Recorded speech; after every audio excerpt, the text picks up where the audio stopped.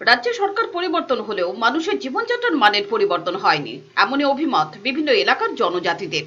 বিরোধী দলের নেতারা এক বছরে বহুবার অভিযোগ করেছেন গ্রাম পাহাড়ে কাজ খাদ্যের অভাবের কথা, কিন্তু এবারে কোনো বিরোধী দলের নয়, খোদ এক ভুক্তভোগী মানুষের মুখে বেরিয়ে এলো দুর্বিসহ দিনলিপির কথা।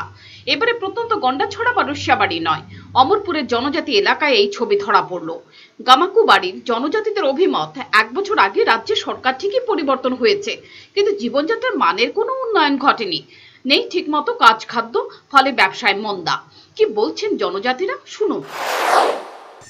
পরিবর্তন যে চাই আমরা, পরিবর্তন হয়েছে না এখনো। এই আর বাকি বছর যে আছে তারা পরিবর্তন করতে পারবে কিনা এটা তো দূরের কথা।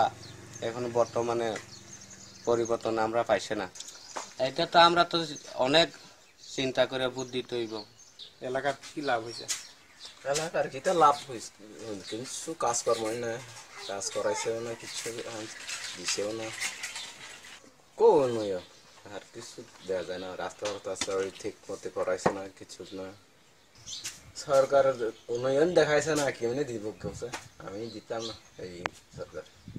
উন্নয়ন তো নাই, কিচ্ছু হয়েছে না। জায়গাও পাইছে না, কাজও ঠিক নাই। কি মনে হচ্ছে এই সরকার আওয়াতে লাভ হয়েছে নাকি ক্ষতি, মানে ক্ষতি হয়েছে? ক্ষতি তো হয়েছে না, দিবে দিবে তো কইছে। এখন তো এক বছর হয়েছে, এখনো তো কিছু নাই, পাট্টা নাই, তো বিজনেসই নাই। মানে বিজনেস না থাকার কারণটা কি তা? ওই তো টাকা পয়সা পাইছে না লাগিয়া শর্ট করে। মানে মানুষের কাছে টাকা নাই। হ্যাঁ হ্যাঁ, টাকা নাই তো।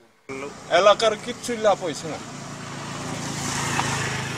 নাই রাস্তা, নাই জলের কোনো কিছু ব্যবস্থা, একটা কাজও তো করতে পারছে না। নতুন সরকার মানে কোনো উন্নয়ন করতে পারছে না এখন অব্দি? না, কোনো কিছু পদক্ষেপই নিতে পারছে না। রেগার কাজ সামান্য কিছু দেয়। এসবের প্রভাব লোকসভা ভোটেও পড়বে প্রকারান্তরে, তা বুঝিয়ে দিলেন জনজাতির মানুষ।